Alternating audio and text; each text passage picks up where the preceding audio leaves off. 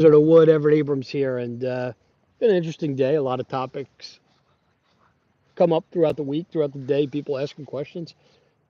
Excuse me, this week's been an interesting one. I guess it got hot in a lot of part of the country. It's nice and cool up in the Northeast.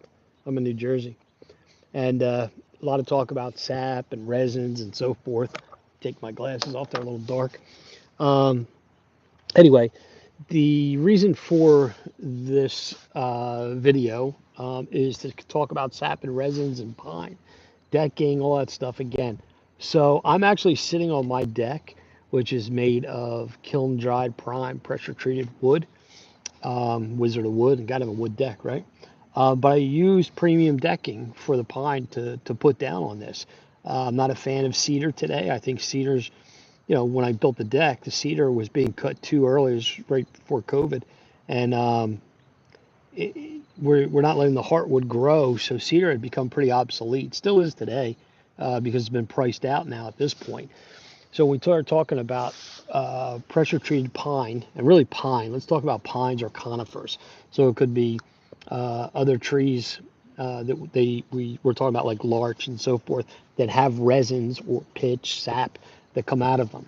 So the point is, got little mosquitoes flying around if you see them. They got bad the last couple of weeks here. Anyway, as we talk about sap, um, sap is just a characteristic of pine. So how do you bridge that? Well, there's different grades of wood. There's number two, number one. There's prime. There's kiln dried. There's all kinds of stuff that go. You can read it. You can see it on the mill stamp. You can just Google mill stamps, and we can go into that. There's another video on mill stamps and the information that's provided. So when deck builder, let's start out. A customer calls and says, "Hey, I need a deck built."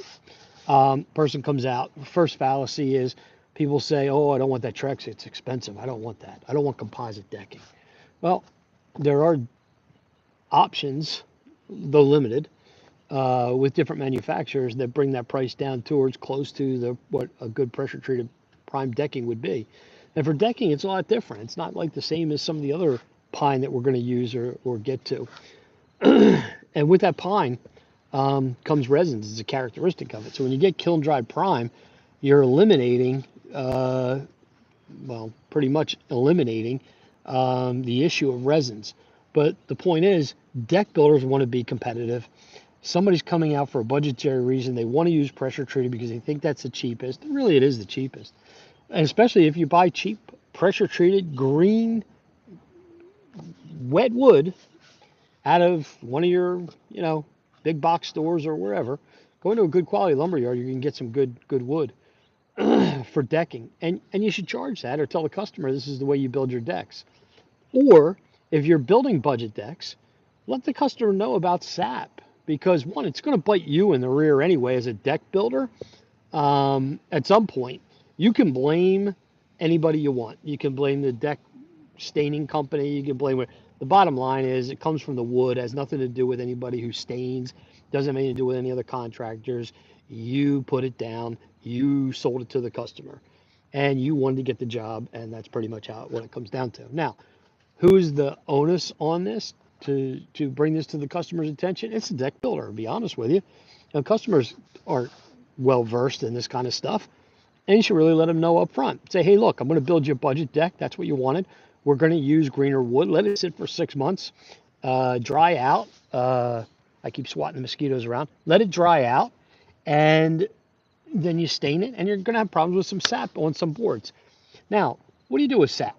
Now, there's going to be people that are going to disagree with me. They're going to talk all kinds of crap, and they can do whatever they want. Doesn't make them right. They're going to say, you can get rid of the sap. Bull. It's just BS. You don't get rid of it. It dissipates over time.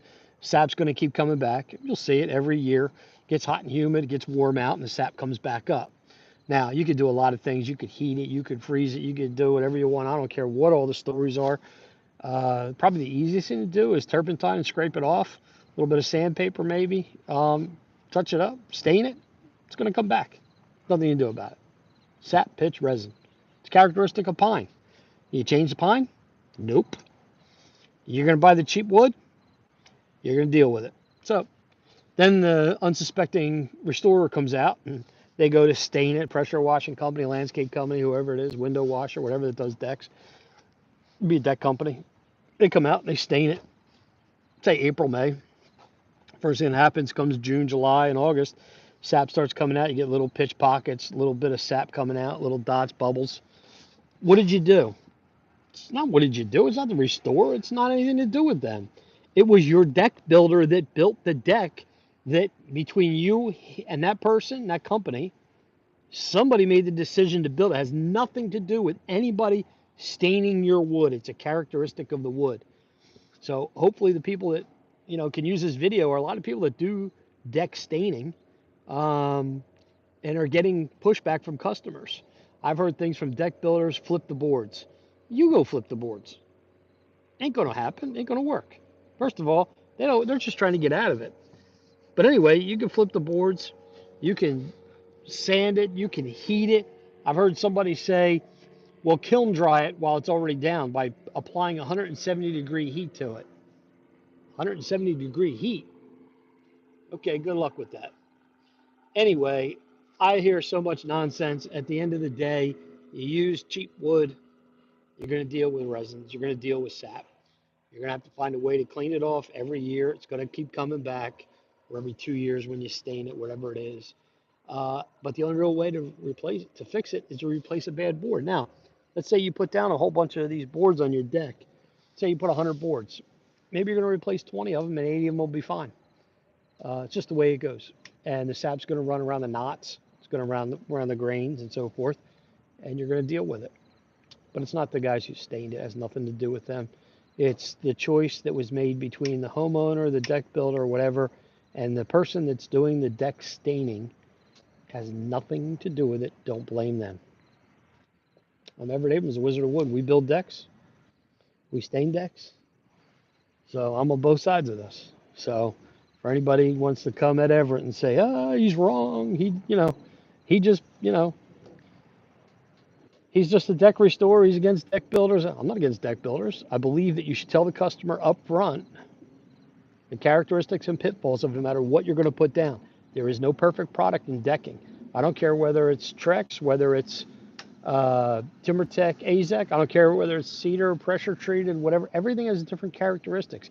If everything was equal, we'd all be using the same thing. There's a reason we choose what we choose. And knowing each one and the characteristics of it and so forth, it's a big deal. And you should let your customers know up front. And be knowledgeable of what you're doing. Um, that's how you do it. I'm Everett Abrams, the Wizard of Wood. Hope you've enjoyed this video. Thank you.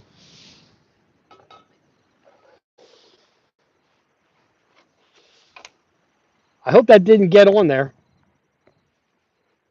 I hope that didn't get on there.